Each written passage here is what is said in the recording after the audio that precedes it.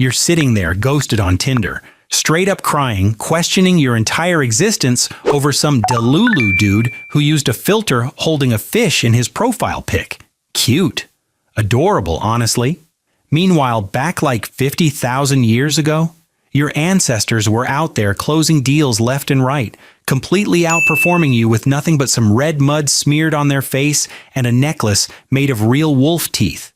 No smartphone, no bio, none of that 6'1" love hiking nonsense.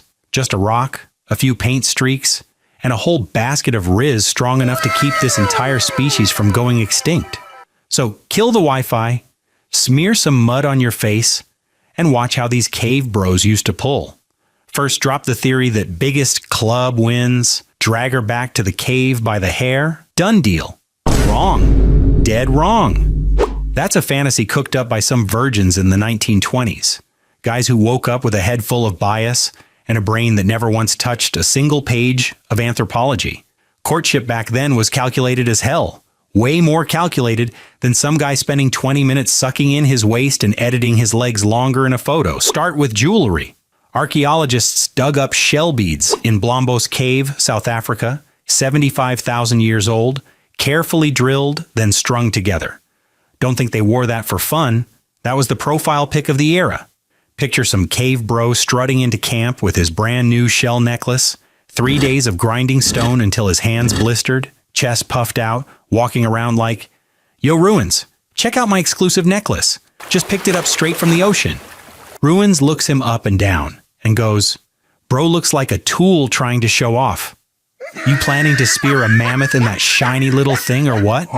But screw Ruins, because that necklace was broadcasting a serious signal. I've got free time, I've got skills, and I'm not starving. That's basically the blue checkmark of the Stone Age. And it pulled a whole basket of clout from the girls in the tribe. Then it gets even weirder. Body odor. For real, for 200,000 years, whatever chemistry meant between two people wasn't some romantic metaphor. It was people literally shoving their face into someone's armpit and sniffing their sweat like it was a background check. Your ancestors used their nose to scan whether the other person's immune system was solid, whether their genes were glitchy. Thank God nobody had invented Old Spice or perfume yet to mess up that raw, unfiltered test.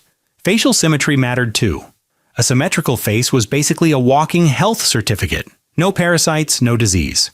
So next time someone tries to convince you looks don't matter, it's all about the soul, just remember your entire species has been face scanning each other since before language got complex enough to lie about it.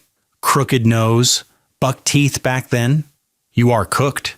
Natural selection's kicking you straight to the chicken coop. But here's the gnarliest plot twist. Men got scrutinized just as hard. They weren't just sitting back doing the choosing. Couldn't drag home a decent piece of meat? Enjoy eating dirt alone by the fire, you useless clown. 40,000 years ago, the very first question on a date was already, "So what do you do?" Except instead of, "I'm in finance, I manage an investment fund," the cave bro said, "I just speared that mammoth over there." And instead of sending a resume, he handed over the actual spear still dripping blood as proof. And honestly, a blood-soaked mammoth spear still proves more real-world competence than half the LinkedIn bros posting motivational nonsense today. And it escalates once night falls. Drums, firelight, wild dancing. Anthropologists say dancing back then was basically the most brutal cardio test for pulling a mate. Dance well. People know you're strong. Good bone structure. Mess up one beat, nobody's laughing at you. They're assuming your skeleton's falling apart, your genes are busted, and that's it. You're single till you die. Looking at the big picture, none of this was some cheesy romance. It was all one ruthless evolutionary Hunger Games run by Mother Nature to see who gets to pass on their genes and who deserves to go extinct.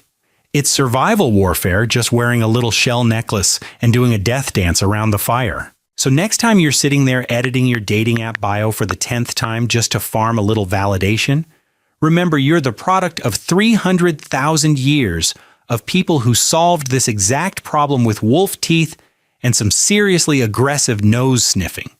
Only difference is back then people didn't have the privilege of ghosting someone and just disappearing. Because in a tribe of only 40 people, you ghost someone tonight, tomorrow morning, You still have to look at their sulking, awkward face right there by the fire, day after day, for the rest of your life. Suffocating enough to make you want to just jump into a tiger's den and get it over with. Kinda makes getting left on scene these days look pretty chill in comparison, huh? See ya?